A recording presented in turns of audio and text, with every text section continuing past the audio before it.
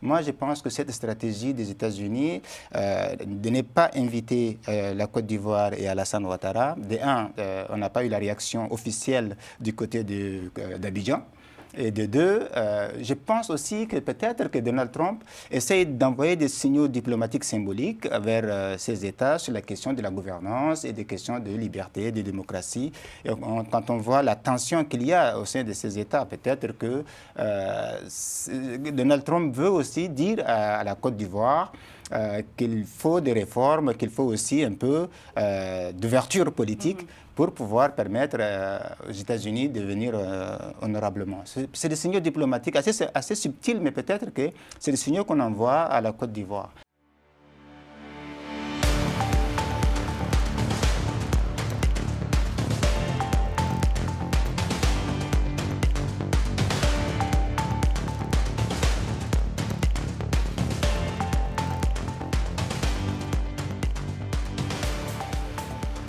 Bienvenue dans Multipolaire sur Global Africa Télé Sud. Ravi de vous retrouver à nouveau. C'est un mini-sommet USA-Afrique très particulier prévu cette semaine. Parmi 54 États africains, seulement 5 sont représentés au plus haut niveau. Le Libéria de Joseph Boakai, le Sénégal de Bassirou Diomaye Faye, la Mauritanie de Mohamed Ould Cheikh El Ghazouani, le Gabon de Brice Clotaire Oligui Nguema et la Guinée-Bissau du général Embalo. Tous ont donc décroché une précieuse invitation. Il faut remarquer l'absence de locomotives économiques en Afrique de l'Ouest. Le Nigeria, certes, en difficulté, mais surtout la Côte d'Ivoire, la première économie francophone en Afrique de l'Ouest. Et pourtant, malgré un rapprochement récent avec Washington, on va en débattre tout de suite avec nos invités. Bonjour Lucien Pambou. Bonjour Samantha. Vous êtes professeur d'économie, éditorialiste. Merci d'être avec nous. Bonjour Abdelkerim Yacoub Koundougoumi. Vous êtes directeur Afrique chez Internet Sans Frontières, chercheur à l'IPSO et doctorant également en diplomatie d'affaires. Merci d'avoir accepté notre invitation. C'est un plaisir d'être parmi vous. Et avec nous à distance, Nicolas Conquer, porte-parole de Republican Overseas France. Bonjour Nicolas Conquer, merci d'avoir accepté notre invitation également. Bonjour madame. Alors, on attendait depuis longtemps Donald Trump sur le terrain africain. Voilà, c'est fait. J'ai l'impression peut-être que l'accord de paix entre le Rwanda et la RDC lui fait pousser des ailes. En tout cas, le calendrier, il s'accélère. On le voit puisqu'il y a ce mini-sommet. Mais éclairez-nous sur le choix de Donald Trump. Pourquoi, dans un premier temps, le Sénégal, la Mauritanie, le Gabon, la Guinée-Bissau, le Libéria et pas la Côte d'Ivoire? Alors, Donald Trump a choisi d'inviter des dirigeants africains parce qu'ils ont un véritable rôle stratégique et ils ont un potentiel économique vraiment exceptionnel. Et ça s'inscrit vraiment dans la continuité de cette diplomatie, certes transactionnelle, mais véritablement stratégique qu'a pu déployer Donald Trump, comme on l'a vu dans cet accord de paix mis en place entre la RDC et le Rwanda. Ils vont pouvoir collaborer avec les États-Unis sur des projets concrets, sur de l'énergie, des minéraux critiques, la lutte contre le terrorisme et le narcotrafic. C'est l'ensemble de ces pays, contrairement à ceux qui ne sont pas invités, notamment si on prend le cas de la Côte d'Ivoire, sont dans un contexte électoral et une stabilité plus apaisée que ceux qui sont dans une année d'élection, hormis la Guinée-Bissau, qui est le seul des 5 pays qui devrait avoir des élections dans les mois à venir. Donc ça traduit ce format restreint pour ce sommet. Il va permettre des discussions qui seront sans doute plus productives, plus fructueuses que si on avait l'ensemble des pays africains qui étaient autour de la table.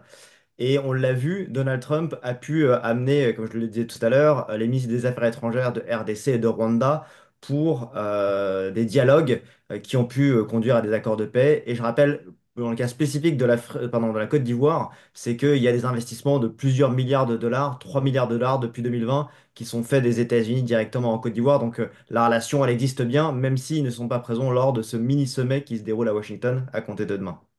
Vous êtes convaincu, Lucien Pambou?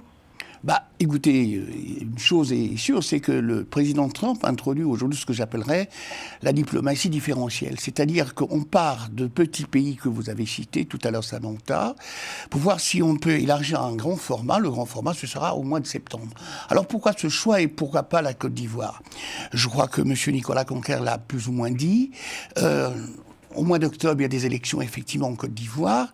Le président Ouattara a radié un certain nombre de ses opposants donc de la liste dite électorale, comme le président PCI, donc Thiam, Monsieur Blé Goudelet et Monsieur Gbagbo. Alors, le choix aussi de M. Trump est un choix qui est méthodique. Terminer, en fait, ce que j'appellerais la diplomatie de l'humanitaire et du don, pour aller vers, effectivement, cette diplomatie économique et transactionnelle. On va vérifier au niveau des petits pays ce qu'on peut faire ensemble. Et une fois qu'on a eu les résultats, on peut élargir le modèle à d'autres pays au mois de septembre. Alors je termine en disant que pour M. Trump, c'est quelque chose de nouveau. Et les Occidentaux, je parle souvent de l'Europe, qui en fait sont un peu gênés. Ils n'ont pas l'habitude. Ils ont l'habitude de la diplomatie du don. Or, M. Trump va introduire la diplomatie transactionnelle, la diplomatie économique. D'ailleurs, la plupart des hommes d'affaires, pas des hommes d'affaires, la plupart des diplomates américains seront jugés sur les deals concrets et les résultats qu'ils pourront apporter. Donc c'est un chemin difficile, on en parlera.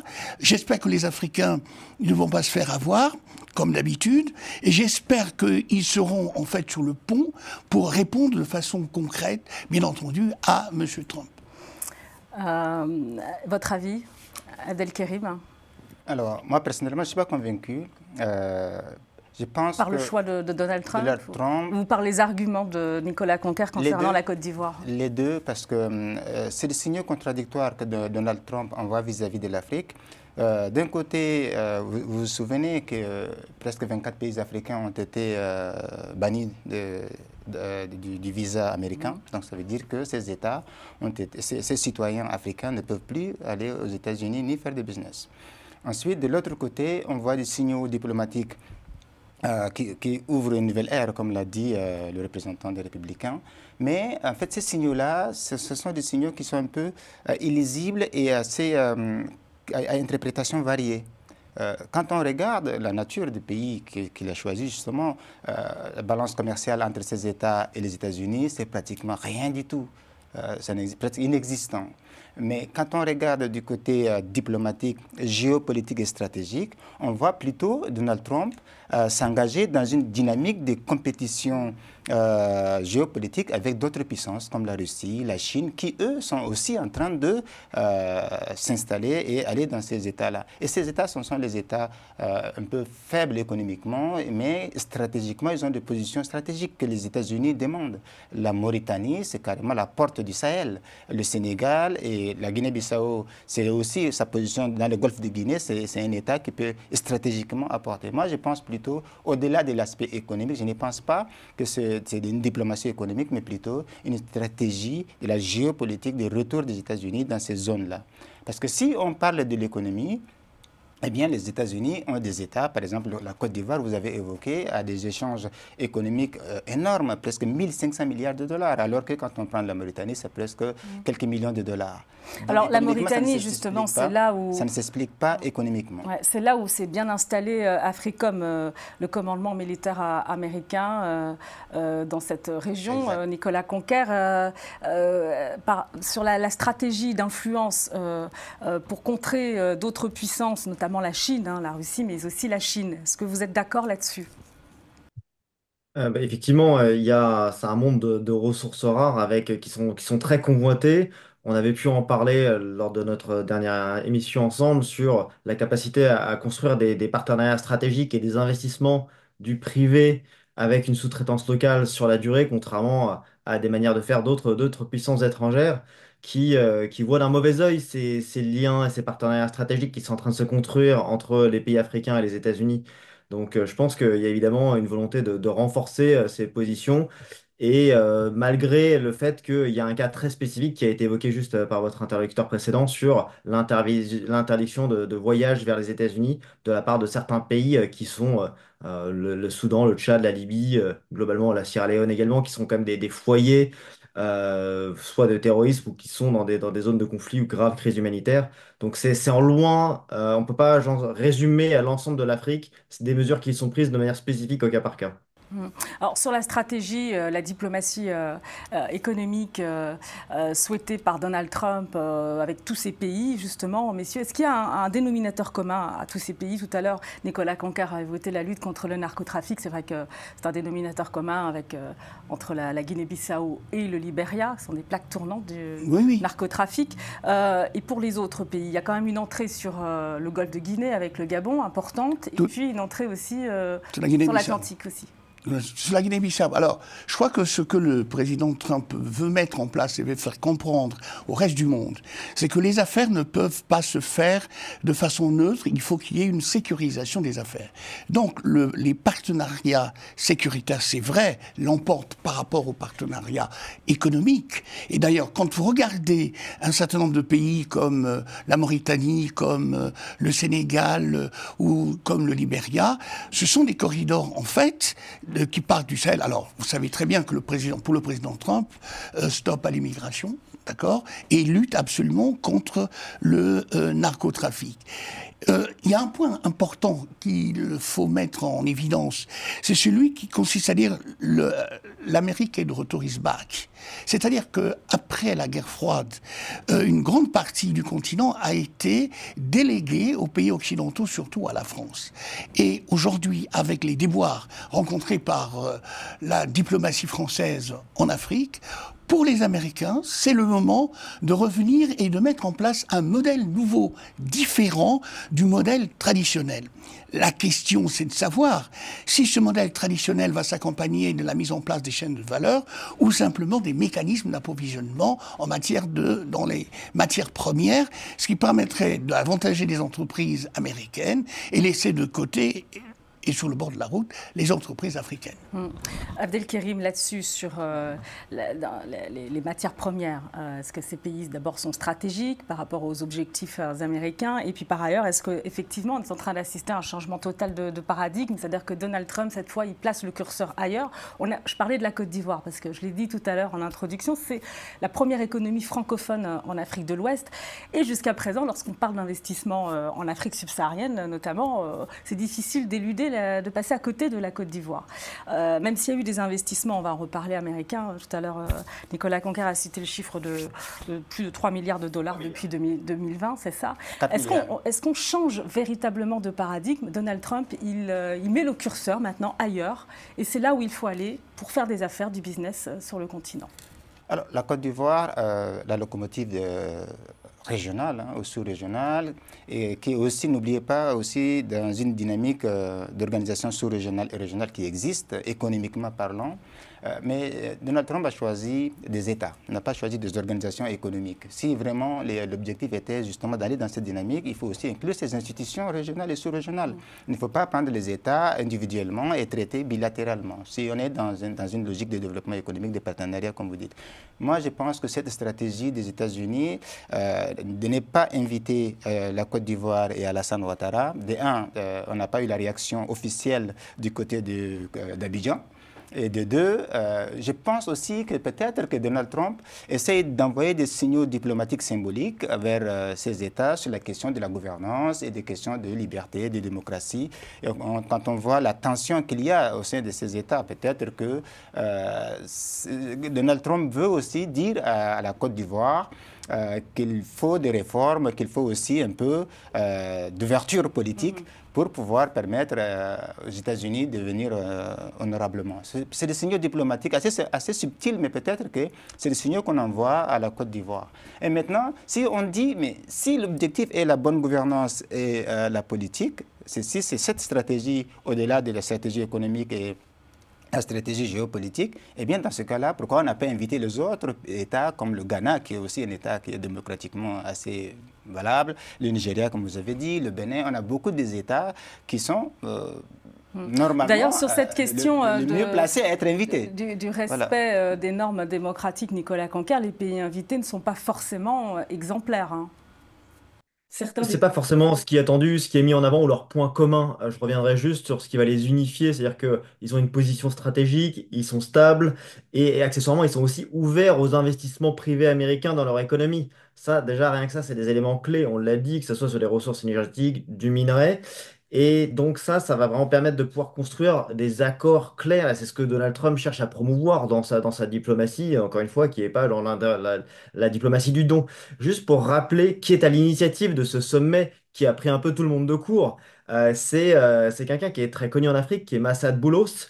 C'est le père d'un des gendres de Donald Trump et qui a été nommé conseiller spécial à l'Afrique. Massad Boulos, c'est un Américo-Libanais qui a fait fortune au Nigeria et qui connaît très bien l'ensemble de la géographie africaine. Et vous l'avez remarqué, même si il est très en lien avec le Nigeria, il n'y est pas présent. Donc il y a, euh, il y a une volonté, je pense, à ce stade, de vouloir, encore une fois, privilégier les accords individuels avec chacun des États, quitte à ce que ça se fasse dans un temps ultérieur. Et je crois, moi, selon moi, au critère d'avoir un agenda électoral qui ne vienne pas soit torpiller ou bousculer des négociations qui se mettraient en place, qui vient contribuer à cette stabilité des nations. Donc ça semble cocher les cases de 4 des 5 pays retenus et mettre de facto provisoirement sur la touche la Côte d'Ivoire qui pourra que revenir une fois que les élections sont passées. On verra bien. On va y revenir d'ailleurs sur la Côte d'Ivoire. Vous Ouais. parliez des réactions là-bas. Mais juste pour finir sur le volet stratégique et les objectifs américains, les objectifs visés, c'est vrai, les pays qui sont invités finalement, il y a de très grands projets pétroliers. D'abord, Bien sûr. il y a des pays pétroliers, des Oui. pays gaziers, il y a des grands projets. Moi, je pense particulièrement au projet Grand Tortue à Médine, qui lie la Mauritanie et le Sénégal. Hein. C'est quand même un projet avec un beau potentiel, environ produire de 2,5 millions de tonnes de gaz naturel liquéfié par an. Donc, visiblement, Donald Trump, il s'intéresse aux grands projets sur le continent. Il y a le corridor de Lobito L'Angola. avec l'Angola, la RDC, la Zambie. L'idée, c'est de relier, enfin, de permettre l'acheminement des matières premières et de sortir de cette dépendance de la Chine. Là-dessus, Lucien Pambou. Ben, je vous ai dit tout à l'heure, en fait, le président Trump essaie de renverser le paradigme traditionnel du don. Il faut se souvenir quand même que en 2022, le président Biden avait reçu à Washington, en effet, 49 chefs d'État, dont le président Sassou et le président Ouattara. Eh ben, il leur avait été effectivement dit, fait des promesses selon lesquelles l'Union africaine serait soutenue par les États-Unis pour être membre du Conseil de sécurité, qu'on allait effectivement, ça c'est avec Obama, qu'on allait d'une certaine manière électrifier l'Afrique, etc. Or, il s'aperçoit, le président Trump, que ça a été un échec. Donc, il change de monture et il change la façon de faire. Et cette façon de faire, en effet, c'est de procéder par parité, par différenciation, en prenant d'abord appui sur des petits pays. Alors, bien sûr, l'aspect sécuritaire est très, très fort. Est très, très fort, cet aspect sécuritaire. En prenant exemple sur des petits pays, il pense que il présentera, si ça marche, il présentera ces résultats-là pour convoquer le reste des États membres, enfin, de l'Union africaine au mois de septembre. Ils ne sont pas exclus. Alors, de ce que l'on sait, il y a des équipes ministérielles ivoiriennes qui sont quand même parties.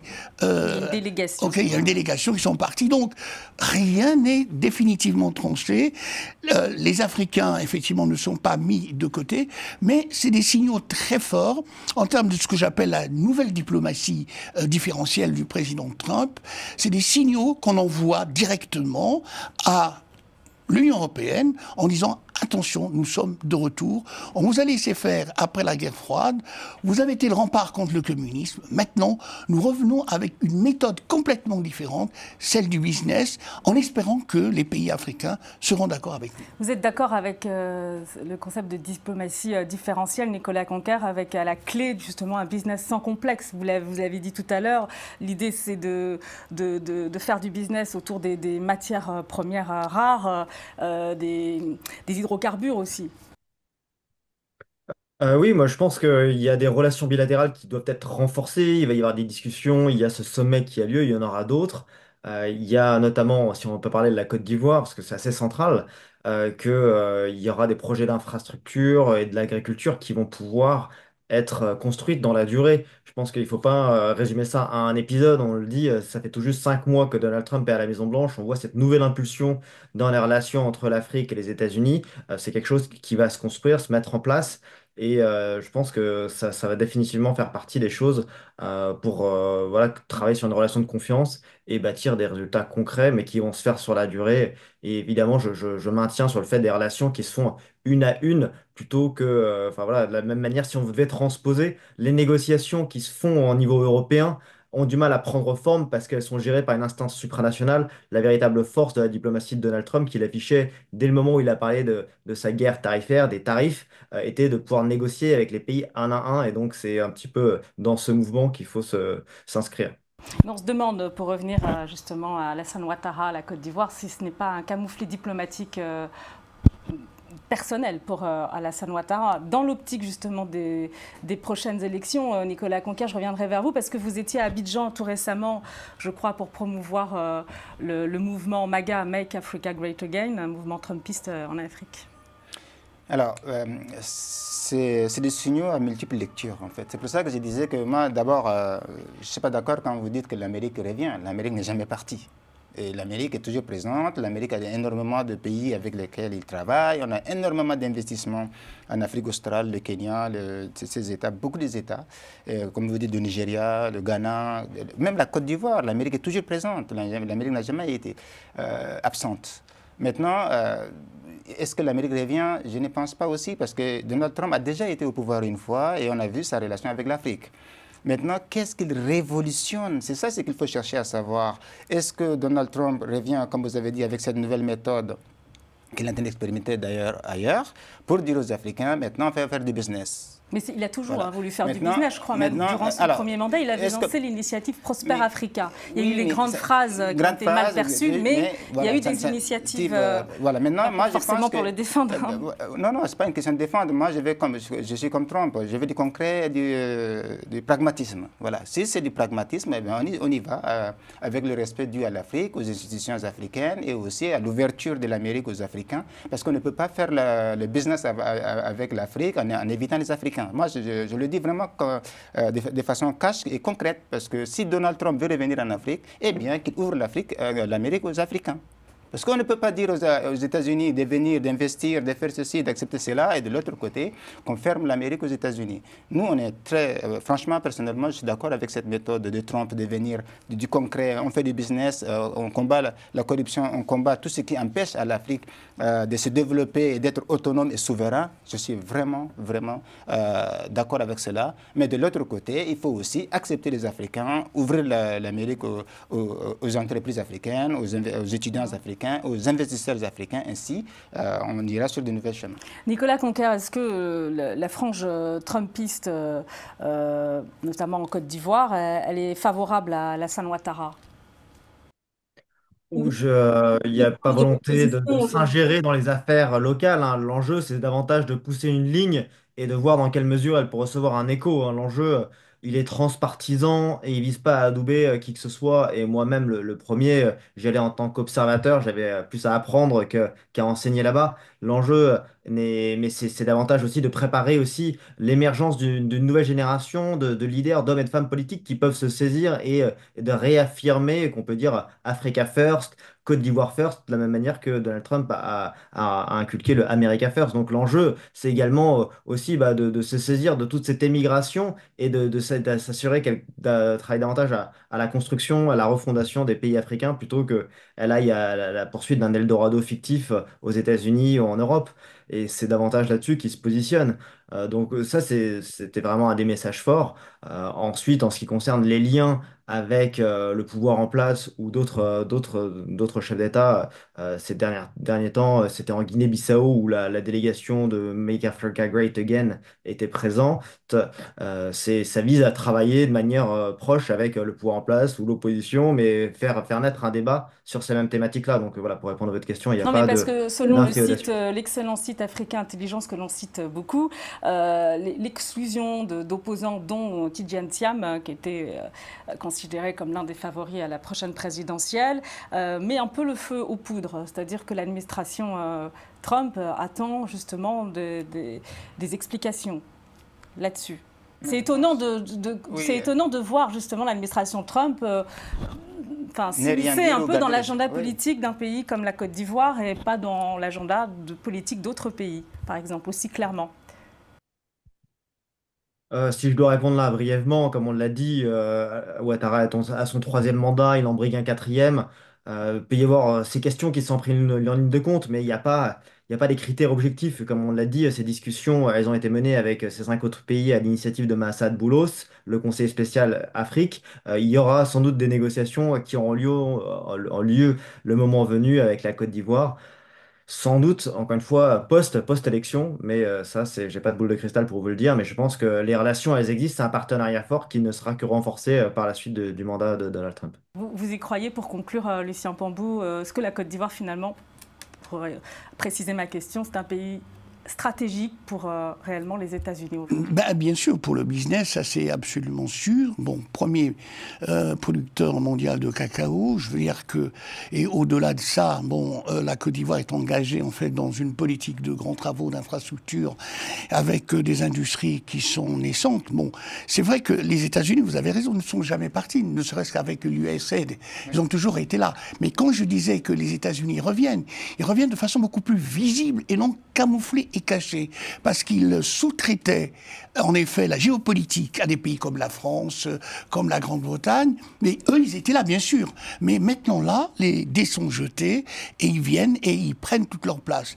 Alors il va falloir maintenant que les Africains réfléchissent sur la façon de traiter avec le président Trump, c'est-à-dire, je termine en mettant en place des mécanismes de compréhension de la courbe d'expérience et de la courbe technologique des États-Unis. Or, j'ai bien l'impression et j'ai peur que nous soyons encore spectateurs. Abdelkarim, très rapidement. Alors, moi, je pense que les États africains, les entrepreneurs africains et les citoyens africains doivent aussi être pragmatiques, de pouvoir maintenant faire du business avec ceux qui peuvent leur apporter du plus-value et non des relations politiques et diplomatiques. Parce que sur la Côte d'Ivoire, par exemple, c'est quand même un pays considéré comme le précaré de la France aussi. Le précaré de la France. Maintenant, je pense que c'est maintenant à l'État ivoirien et à Alassane Ouattara de tenir la leçon et de répondre. Maintenant, s'ils n'ont pas été invités et qu'eux doivent interpréter ce signaux comme une demande de réforme et d'ouverture politique, je pense que c'est ce qu'il reste à faire. Ouvrir politiquement, parce qu'un pays instable, aucun investissement ne peut y aller, fut-il américain. Merci beaucoup à vous, Abdelkarim Yacoub Koundougoumi. Merci Nicolas Conquer. Merci à vous, Lucien Pambou, pour vos analyses. Merci de nous avoir suivis. Merci aux équipes de Global Africa, à Romain Cléco-Deminck, à Moustapha Kanté pour la réalisation de cette émission que vous retrouvez sur nos réseaux sociaux. À la semaine prochaine.